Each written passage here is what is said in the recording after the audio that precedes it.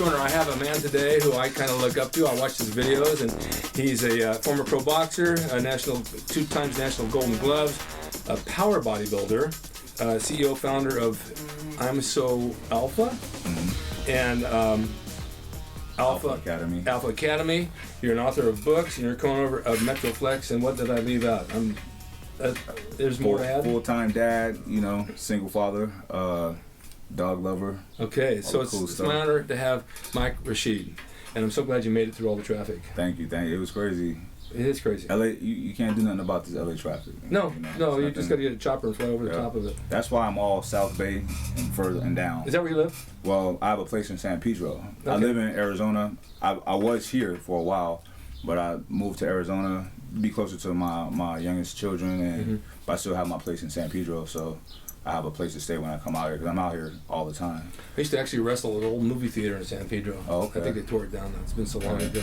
So let's backtrack a little bit. What got you into, first of all, power bodybuilding? It's different than bodybuilding? I think so. Bodybuilding, of course, is a sport, and it's an art to it, you know, and the guys at the top level, they know exactly what they're doing to get their bodies to that level. Exactly. And it doesn't, not saying that they're not strong, because they are, but it's not, you're not training with that strength component in mind, So what I do, when I first started training, it wasn't for bodybuilding, it wasn't for aesthetics at all, it was to be strong, because I was a skinny kid, So, I watched Conan and all of these movies, and when I was a kid, we had He-Man and G.I. Joe, these tough, cartoon characters or whatever, who were muscular. So I wanted to be strong. So I've always lifted for strength. And then I started boxing, and I started boxing at a young age.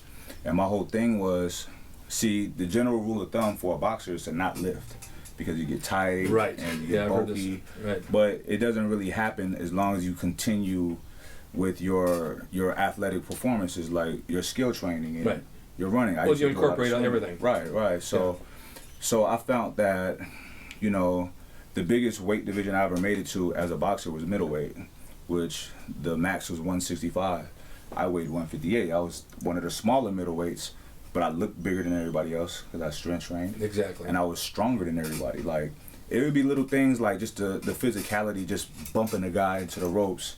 It was a huge advantage. Somebody bump into me and I'm solid. Well, exactly. Big difference. And it's intimidating to them. You know what I mean? Sure, they're hitting a wall. Right. So muscles, I'll be the first to tell you, size doesn't make you the better fighter, or boxer or wrestler. No. But if you know how to use it to your advantage, it can help. It can intimidate a guy. Yeah.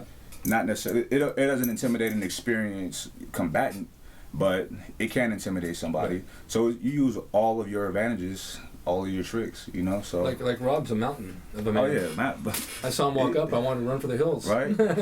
Exactly. So, but you're right. It's intimidating, and it is an advantage because you are solid and you move around, and then you incorporate everything with you. You keep your skills, you keep your agility, and all that as well. Right. You should have gone to wrestling too. We could have been tag team. I did some wrestling. I did some. I lived in the Middle East for a while. Yeah. So I got into judo. Yeah. And then I got into some jiu-jitsu. Then Gene LaBelle. No, I don't know. Judo Gene LaBelle? Just did an interview with him. He's 83 years old. He's a legend. He's the one that choked out Steven Seagal and made him pee in his pants on the set. Wow. 83, he still takes guys down. Judo Gene. Man. What I learned with judo is that your strength means nothing. So I can see how that can happen. Oh yeah, it's all skill. Yeah. So, but getting back to what I consider power bodybuilding. Yeah. I always wanted to be as strong as possible. Right. I was never satisfied, and I was under 200 pounds benching 400. You know what I mean? Awesome. So, I train I want to be, my whole thing is to be strong for long periods of time. That's what I needed to do as a fighter. Right. So when I got out of fighting and more into bodybuilding, I still kind of kept that principle. Right. With, people think, oh, you do lightweight, high reps. Like, no, I do heavyweight, as many reps as possible. It's old school. Exactly. That's what works. And it's old school, right. And that's what I was taught by the old timers, so. You separate your body parts, obviously. Right. I separate my body parts. How do you split them up?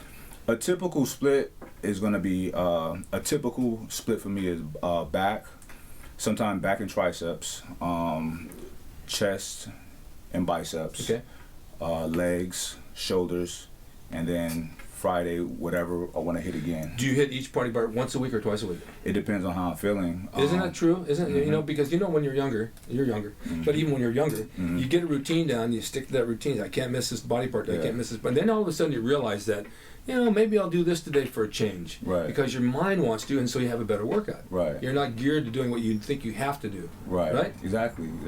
Yeah, there's been times that I've trained legs 3 times a week. Even recently, I've been doing chest twice a week. I think it was last year, I had a slight tear in my pec, so I couldn't train chest. So I would do shoulders twice a week. Okay. Did they heal up okay? Yeah, it's fine now. Okay. So yeah, I don't go by the rule book. No. I just go by how my body responds. How are your joints? They're good. You know, as a boxer, you know, I'm right-handed, so I used to lean on my left knee a lot. Right. So I did have problems with my left knee. However, and you guys listen to this, when I started squatting and, you know, getting proper form with squatting and getting stronger, it seemed like those tendons got stronger as well as the muscle, and there's no problems now. It's fine now. You know, so but I do notice that, you know, I'm close to benching 500 pounds, and I'm around 220, 225. That's unbelievable. That's great. So I do notice that the heavier weights, I don't know if it's joints or muscles, but things ache, you know, I know. after the lift. So Sure. So I do things to, like, I'll wear sleeves on my elbows just to keep my joints warm. Right. You know, I do the same when I squat, because I squat a lot. You know, we lift a lot of weight. Right. So I just want to protect myself, try to do preventative things to not, you know. You have to. I mean, I'm paying now for joints from wrestling and bodybuilding. My best bench at 212 was 455. Nice. Which I did outdoor in Venice. Right. But I'll tell you a little secret that a lot of people don't realize. Back in those days at Gold's Gym and down at the beach, the bench press bench had its stands. Now these stands are out here now, so you don't tip the bar. These are in close. Oh, wow. So when you would press against it, it would hit your traps. Oh, wow. You had all that extra strength. Wow. Makes a huge difference. Okay.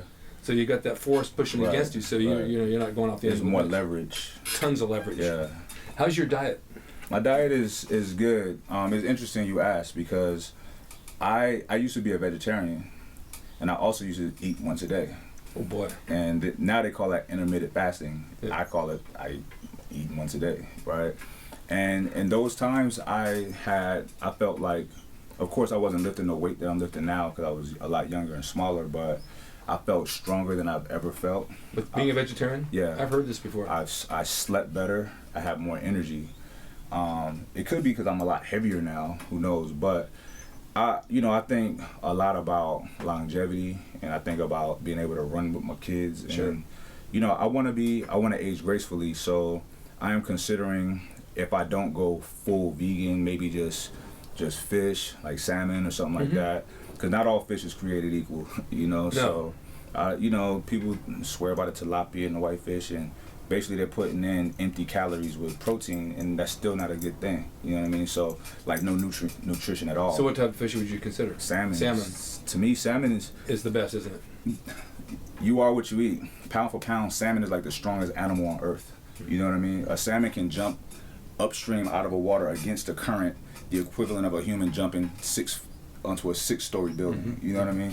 That's power. So, the omegas, like, it's an amazing thing to put in your body as far as nutrition. And I'm not a guy that's talking about macros all the time. I'm thinking about my micronutrition. I don't understand macros anyway. I just understand good eating, but eat red meat? I do, and I want to cut. I love steak. I love a good steak. Too. I love a good burger, but like I said, I'm thinking about longevity, and I know, it's a lot of good benefits to red meat, but there's some bad. You know, you can't. It's hard to digest. It's hard to digest. It takes a long time to digest. It's the equivalent of a car. When you turn the air conditioner on in the car, that AC is using like 30% of that car's resources. Right. The same when we have a lot of red meat. And stomach and our immune system it starts in our intestines. Right. And we're sitting here trying to digest all of this food, when it's taking up resources from other things, Well, I have a question then. If you do a vegetarian thing, where do you get your source of protein if you're not eating chicken, fish, or meat? Plants. Is it the same though?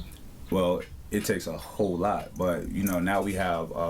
When I was a vegetarian before, they didn't have vegan protein, but they have it now. Like I have some on my site. So, you know, God bless technology and processing foods. So, you know, like I said, I think I am going to still eat fish, especially salmon. I don't think I'm gonna go complete vegan. But there is supplements like a vegan protein, and it tastes good. I like it, so and it works. It works. It's protein like any other protein. It's just not animal protein. Right.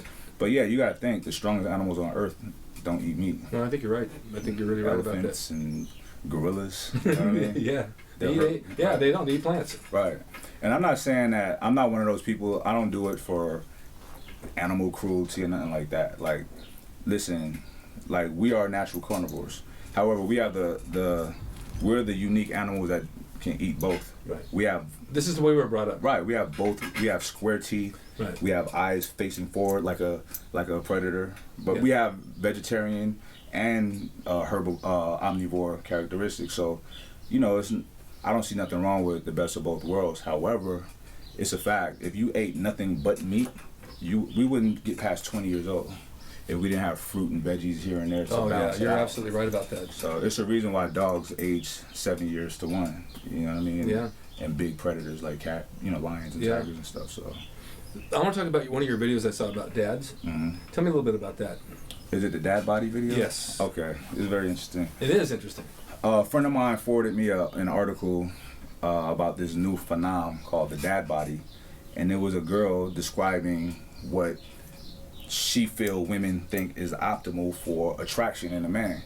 And that was, you can tell he kind of works out, but you know, he has a nice little gut and he enjoys beers and pizza. And you know, her whole perspective though, when you read the article, was a very mentally unhealthy perspective. Right. Because it was basing attraction solely on physical, and it was basing attraction on a very non-dominant beta unhealthy physical specimen. Right. You know, so, and it was for her to look better, you know what I mean, and for her to have a man who may not be desired by everybody else, you know. And at the end of the day, it's like, you know, first of all, that shouldn't be your main objective. I'm a guy. I love a beautiful woman like the next man. Of course. However, but it takes a lot more than that for me to pull you in. Right. You know what I mean? So looks is just... But that's the first attraction. It is the first attraction. Then everything is the biggest one. Right, exactly. Right. So, like, the looks get us to the table. All right, so what do we got here? And then everything else. Yeah. So, you know, and they're talking about this is the look of the college fraternity guys nowadays. And I'm like, if you got a guy right now starting with a beer gut, by the time he's 25... Forget about it. You know, not only is he going to be fat, but, you know, he's clogging his arteries, he's gonna have health problems, diabetes, heart disease. You know, it's like, what are you talking about, lady? Yeah. All for your vanity, because she said, you know, we like a big guy to make us feel small, which I understand that, but a big guy don't have to be overweight, fat, you know what I mean? So, and you know, she said, I don't want to cuddle with a rock. I don't, you know, and because she probably hasn't. But right, I was in high school, or I just out of high school. Or she feel like she can't get a guy like that. Exactly. Mm-hmm. I had a girlfriend that was very pretty in high school, just out of high school. We went to the beach. She says, I can't go with you anymore. I said, why? She says, you get more looks than I do. I said, so? I mean, we feel that you're with somebody that gets looks. Right, you feel good about it. You be proud of that. You know, if some woman gets a bunch of looks that she's with me, I'm proud that she's with me. Exactly. That's what I want. I want you to... It turns me on in a little weird, jealous way, like, you know. But also it should be motivation. Let's go train, babe. Let's go. Let's get in shape. Exactly. You know? It's a good, like, my thing is nothing wrong, like, be progressive in your life. Yeah. In every way.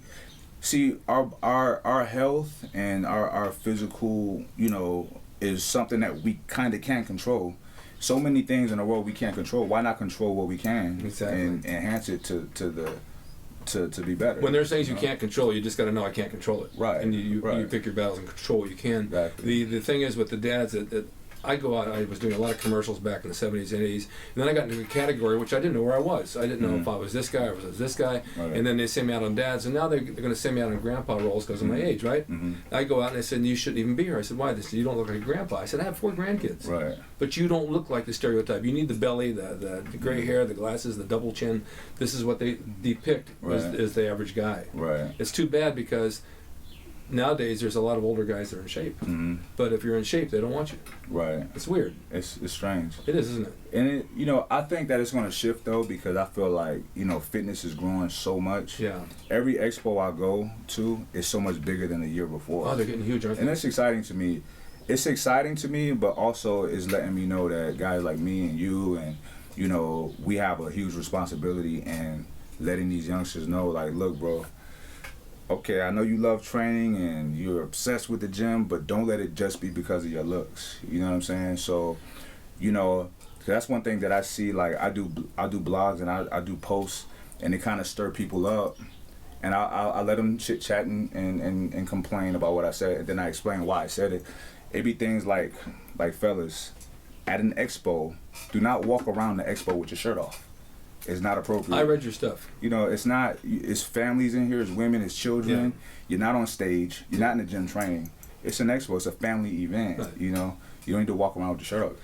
It's more to life than your abs. Look how you're dressed now. What way you got on around is really looks nice, but it shows your body off. And you're not trying to show it off. But when you're in good shape, it's going to show regardless. It's going to show regardless. Yeah. You know, back in the days, like Zane, Draper, myself, Arnold, all those guys, we'd go out, we'd wear big, oversized, button-down shirts. And people say, why wear those big shirts? Because, number one, they're comfortable, and we're not trying to show off. Right. But if you look through that, you can see there's a contour you can see that's it. there, and actually the mystery of it's even more exciting than knowing, right? Little less is more. Yeah, exactly. And it's like, to me, like, I meet a lot of good people. I meet a lot of shallow people as well, but I meet some solid people. Yeah. And, you know, I feel like, you know, our bodies should be a byproduct of, you know, us living a disciplined lifestyle, taking care of ourselves, you know, strengthening our bodies, enhancing our endurance. And that's discipline. Like, you're 71. This is years of discipline. Totally. That's something that people have to really be like, he didn't let himself go. But it's easy to let yourself go. But you can use that discipline towards everything else that surrounds you. Right. Whatever you want to do, and you can show your kids as well that, like, I discipline myself to be an artist. I discipline myself to have this business. I put 100% into everything I do, just like the weights. If I didn't have that, I probably wouldn't do that. Right. So it is important. Exactly. And I was reading what you were saying, and helping today's youth is so important because some are misguided and so out of shape. Right. So they need guys like you and me to say, you know, here's the road. Follow the road. You'll be better off of what you do. Exactly. And I feel like I have a responsibility. I mean, you know, I never would have thought that I would be making a good living doing what I love to do in this capacity. Yeah. And so I'm like, you know what, I feel lucky, so I need to give back. So when I do see guys, you know, guys are like, hey man, check out my physique. And I'm like, you're asking me, a grown man, to come and look at your body.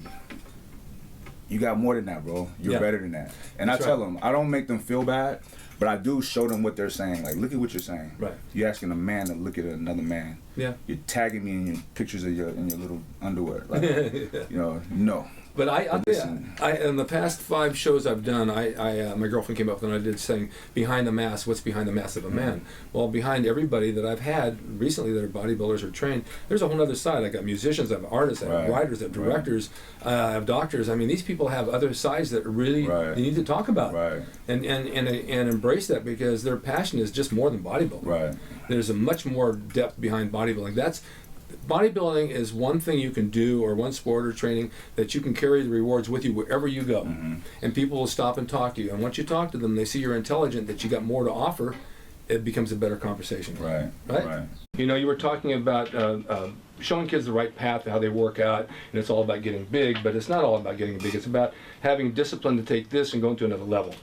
Correct. It's important, isn't it? Very important. And what do kids say to you when you tell them something like this? I mean, they appreciate it. You know, I spend time with as many people as I can, you know, especially at an expo. It's kind of hard when there's a, you know, line wrapped around the booth, you know, to talk. But if they come up to me and they spark up some conversation, I'll talk with them, you know. And, you know, I have, I get a lot of questions on my email. I do a lot of Q&A, and they'll shoot me questions, and I'll, you know, get as many as I can and shoot them out in a video blog.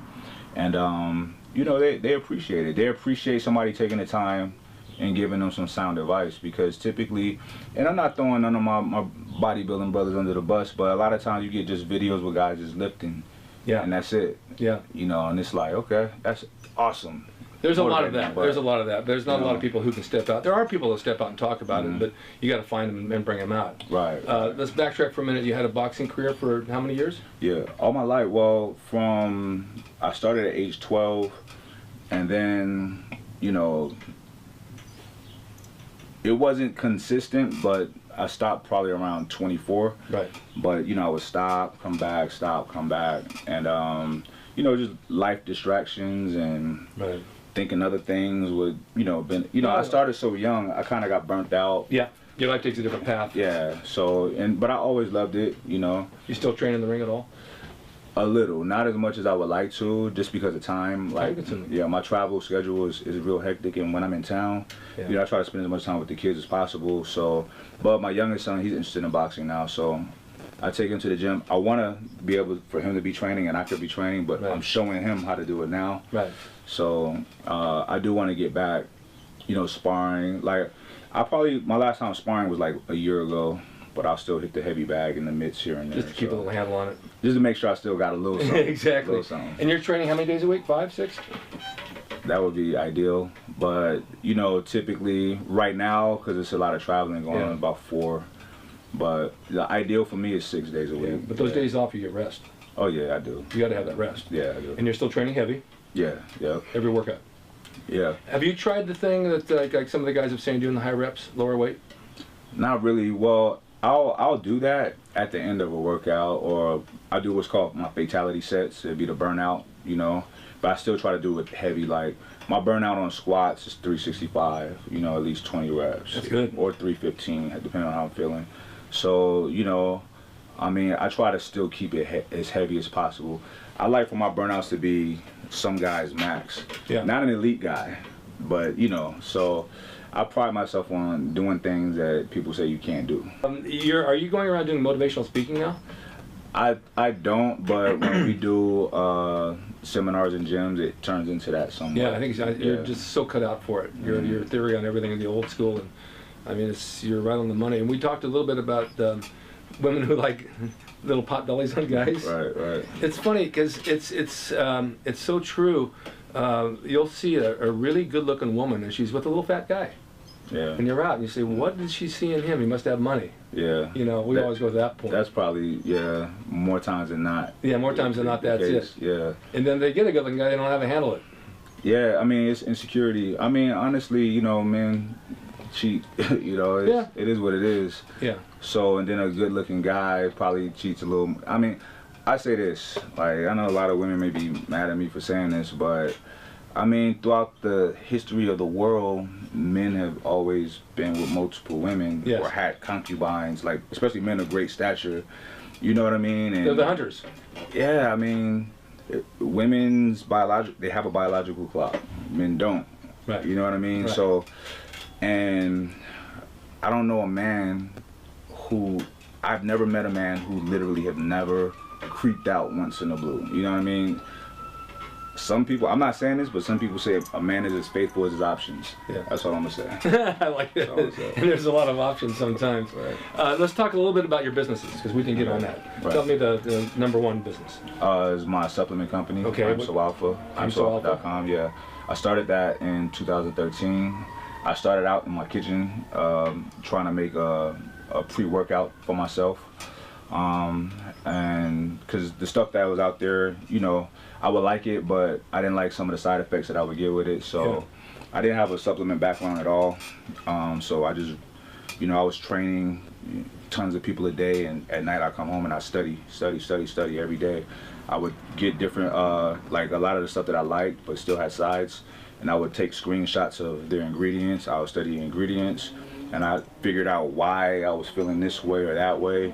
And then I found, I got on eBay and found the laboratory that was ordering just the raw materials, as far as, you know, your caffeine and hydrous or what have you.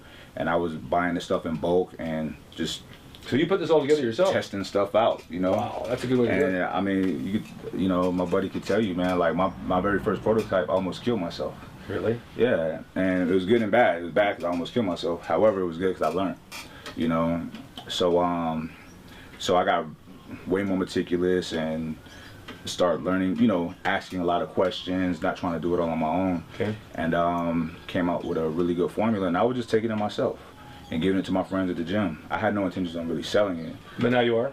Yeah. So as, you know, my, you know, became more popular or just out there in the public scene, a lot of people would approach me with different ideas for businesses. And one person that approached me was like, hey, have you ever thought about doing a supplement line? I said, hold on. I took pictures of my kitchen, because my kitchen looked like a laboratory at the time. And I said, I've been doing my own supplements in my kitchen. So we talked about how he can help with the fulfillment of what I do. And I said, yeah, as long as it's 100% my formula, and you know, I didn't want to do any kind of white label stuff when they just give me something and slap my... Yeah, people do that. Yeah, I know. So this is all my formula, exactly what I came up with, and we put it out, and it did way better than I expected. So we kept coming up with more products. Now I have like 13 products on under my company. And that's on your website? Mm-hmm. What's the website? I'mSoAlpha.com. I'mSoAlpha.com. I'll put that up so people can see it. Yeah. Your other business is Alpha Academy. So okay. It's a fitness apparel / lifestyle line. Basically, you know, I do a lot of videos on YouTube, and people, they think that I dress cool, I guess. I don't know. I just put on what I'm comfortable in. So I started, you know, where do you get that shirt? Where do you get these pants? This, that. I was, you know what? Let me start coming up making this stuff. So I started making stuff, and I started doing stuff with, like, especially the shirts with like powerful phrases on it. Yeah. You know, so strong mind, strong body, alpha as fuck. You know, love yourself. Right. You know, I don't care if people think it's corny. I love yourself. Yeah. And people like, makes a statement. When people like us take something that's really good, even if it's looked at as that's cheesy, but a statement like love yourself, and we like, this is cool. Oh, Mike's wearing it. It's cool. Yeah. So it's okay to say I love myself. Exactly. You know what I mean? So there's nothing wrong with that. You right. know, no energy stronger than love, I believe. So I'm big on the love movement. But anyway, so I just put out a lot of powerful phrases. The newest design is very simple, but it just says discipline. Yeah, that's nice. That's it. So, and I just put it out, and it's stuff to not be cool. It's stuff that's empowering. Right, exactly. Reminding yourself that, damn, strong. It's motivational. Right. So, and that's why I try to remind people, like, because when I was a personal trainer, man, I would be training people. I can't do that. And I'm like, no, try this, do this. And they're like, wow, you know, and they like their results. They didn't know they can do that. And it's addicting, and I like that. I like helping people empower themselves. Right. So now I'm not a trainer anymore, but I'm still giving them that mental... Getting the message off the clothing. That message, exactly. So. And where can they purchase that? SoAlphaApparel.com. SoAlphaApparel.com? Mm-hmm. Okay, now you have another business. Mm-hmm. You're with Metroplex. Metroplex Long Beach, yep. Okay, Tell us about that. I mean, Metroplex Long Beach, if you know, is the epitome of hardcore. Yeah. Southern California. The original Metroflex gym was in Arlington, Texas. Mm-hmm. Hats off to them. I mean, they lit the flame, and we try to like run with it. So our gym is a huge warehouse. You know, a lot of graffiti and artwork on the wall, loud, obnoxious music. Every solid piece of equipment that you could think of, from bodybuilding to powerlifting to strongman to fight combat, endurance training, you name it, you can do it there. Yeah. You know, and it's hardcore. From the onset, people might be intimidated by it, but you start talking to people, people are cool, you know, and people are really good people in there. So that was something that I came on board with a couple years ago. But we also have branched out with C.T. Fletcher, and he opened the first Iron Addicts gym, you know, and I will be helping him expand that. Oh, that's nice. Well. Yeah. That's good. Mm-hmm. And you authored a book? Well, I have a lot of ebooks, electronic books out on. I think everything today is electronic books. Yeah, training and nutrition. But I am in the process. I'm almost done putting the fine tunes on a book that I did write, an actual book called Mental Jewels. So Mental Jewels is basically, it's kind of written in one of my favorite books is a book called Tao Te Ching, written by Lao Tzu. So in the book of Proverbs or Psalms are written in the same manner. Basically, it's not big stories. It's just insightful passages, little paragraph sentences, maybe a half a page at best, but just little tidbits of wisdom and advice. I like that. And that's all it is that and some artwork from my daughter because she draws. She's That's really cute. good. Yeah. And some photography from a photographer that I'm a fan of. I license some of his images of like the stars and nature and stuff like that. So it's all in there. It's weird like me. No, it's creative, man. That's good. That's creative. All right, one more thing. You hooked up with Richard Rodriguez, Dr. Richard Rodriguez of Wellness, Fitness, Nutrition. Right. And how'd that come about? We met through a good friend, Stan Epperding, somebody I really respect, and you know, we got to talking. I talked with Richard and the guys, and you know, at first I was like, I don't know, that's very controversial. It's a lot of gray area, especially, you know, it's kind of like taboo to talk about. Right. You know, I never talk about it. However, I get asked about it a lot, right? And I want to give guys sound advice for whatever I do, and I know a lot of people are going to take steroids regardless of what I say. A lot of people I don't think need it. I'm like, you don't need it. A lot of the younger group does not need it. A lot of the older guys do. Exactly. Yeah. But there are cases when young guys do need it. Right. You know, because, you know, you never know where your hormone levels are. Exactly. So with the beauty of wellness is you can actually get your levels checked, Right. tested, versus just grabbing some stuff from some guy in the gym who made the stuff in his bathroom. Right. You get your levels checked. You can do everything legally. You're not breaking the law. You have a prescription if you are low. And you can get legitimate, high quality pharmaceutical grade, you know. From a doctor. From a doctor. Yeah. So I think I feel like that's a natural progression for me to get involved with a company like this, to like, okay, I can tell you, go get your level checked or whatever, or I can direct you directly to some place where you can do it. You know what I mean? So I feel like it'll help some people, you know. And like I said, I think it's the science. You know, steroids have been in medicine forever. It's always been there. My grandmother was on it because of her heart. My daughter's on it for her eczema. There's all different types of... Yeah, it's not this big bad wolf that everybody makes it out to be. Right. However, you know, you'll see instances when somebody, a bodybuilder may have died or whatever, but you don't know the recreational drugs this guy might have been doing. Good you know point. What I mean? You know what? I've had a lot of wrestling friends that have died, and they'll go and they'll investigate and they'll say, oh, he had steroids in his cabinet. Well, that's not what he died from. Right. He could have been on 7 pain pills and alcohol and a million other things. Right. And that's the first thing the news sees. Right. And they want to, and people, strange people on the street, just normal people, you don't take steroids, do you? Well, yeah. Doesn't everybody? It's like steroids don't kill people. No. You know, so, and I say it like this, to each his own. If you want to put something to enhance your body and your performance, do it. Like, it's progressive.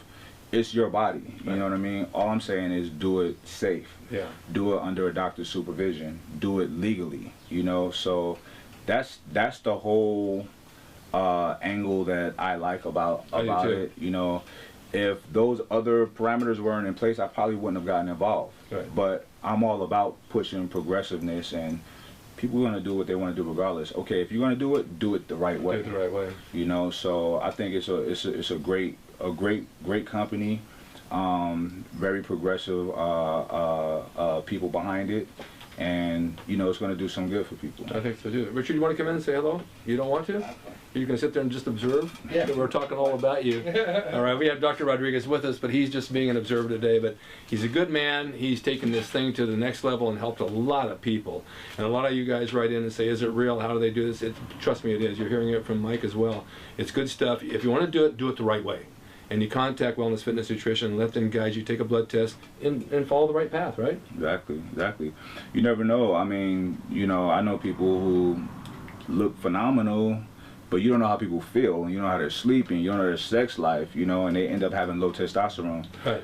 Having low testosterone is more dangerous than being obese. Yes. You know what I mean? So, you know, it is something that the science is there, so people should get their levels checked. You should know what's going on in your body. Absolutely. And if it's low, you know, we can help you. You know? So we can find you on Twitter? On Twitter, at Mike Rashid. And Instagram? At Mike Rashid. You're everywhere. Just Google Mike Rashid. Just Google, that's it. I want to thank you so much for being here. Thank you for having me. It's been a pleasure having you. What a wonderful guy. He's got a good outlook on stuff. And I want to be like Mike Rashid when I grow up. Stop it. Please. I want to age like fine wine. Thanks for watching Rick's Corner, and we'll see you next time.